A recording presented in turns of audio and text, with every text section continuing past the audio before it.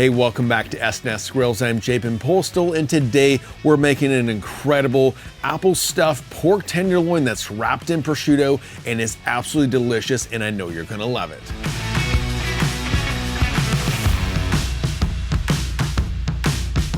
As I said, welcome back to S&S Grills. I appreciate you being here. Today, I'm gonna be cooking up one of the best fall cooks, and it's become one of my personal favorites, and that's the apple stuffed pork tenderloin that's wrapped in prosciutto, and this is an absolute game changer when it comes to cooking pork tenderloin in the fall for that classic fall cook.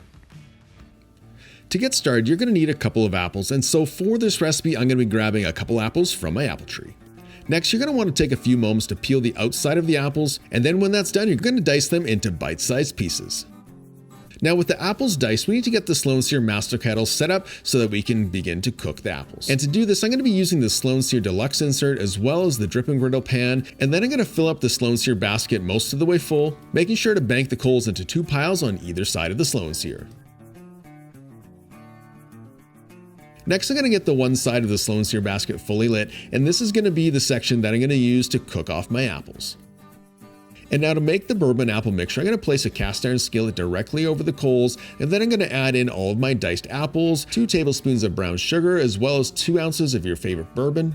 I'm also going to add in a pinch of cinnamon, as well as a half a tablespoon of barbecue rub. And then once everything's in the skillet, I'm going to mix everything together until the apples are cooked and that sauce starts to thicken.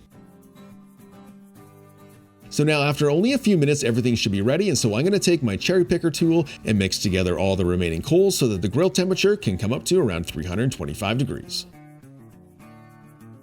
While we wait for the grill to come up to temperature, it's time to finish preparing the pork tenderloin. So to do this, what I'm going to do is I'm going to take a sharp knife and I'm going to spiralize the pork tenderloin so that it's laying flat about a 1/4 inch thick. The reason that we're going to be doing it this way is to open it up a little bit so that we can get a little bit more surface area for that bourbon apple mixture to sit into. And now that the pork tenderloin is laying flat, go ahead and take that bourbon apple mixture and pour directly onto the pork tenderloin, and you're going to want to spread it out through the entire section before carefully rolling it back up.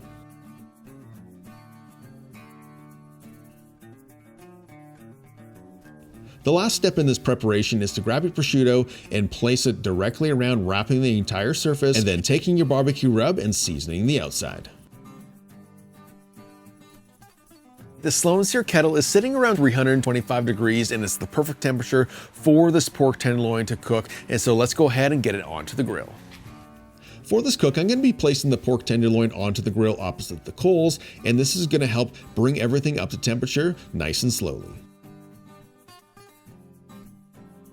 All right, it's been about 45 minutes since I first put the pork tenderloin onto the grill, and I just probed it. It's about 143 degrees, and so let me show you what it looks like. You can see right away that there's some nice color on this cook, and this is going to be absolutely delicious. So with this stuffed pork tenderloin all finished and ready to go, I'm gonna get off the grill, and then we'll get ready for the taste test.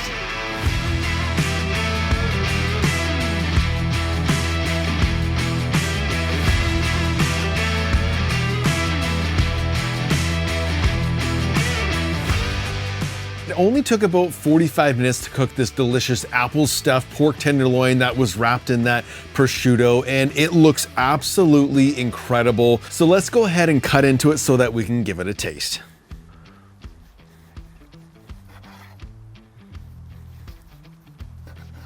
All right, I'm gonna go for this piece right here.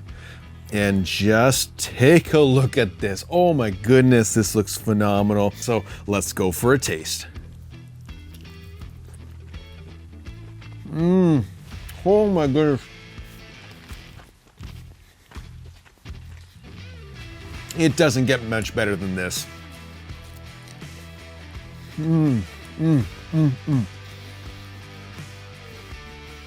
Because I don't know what to say. This is just absolutely delicious. It's got the sweetness, it's got the saltiness, it's got a bit of spice to it with that barbecue rub that we use. You know, in my opinion, this is one of those cooks that's perfect for Thanksgiving or Christmas even, because it really takes on a lot of those fall winter flavors and fuses them all together. So if you're having a smaller Thanksgiving, or you know, it's just 1 or 2 people, this is the optimal cook for you this year, because it's simply delicious and one of those recipes that you're gonna do every single year. So I hope you give it a try.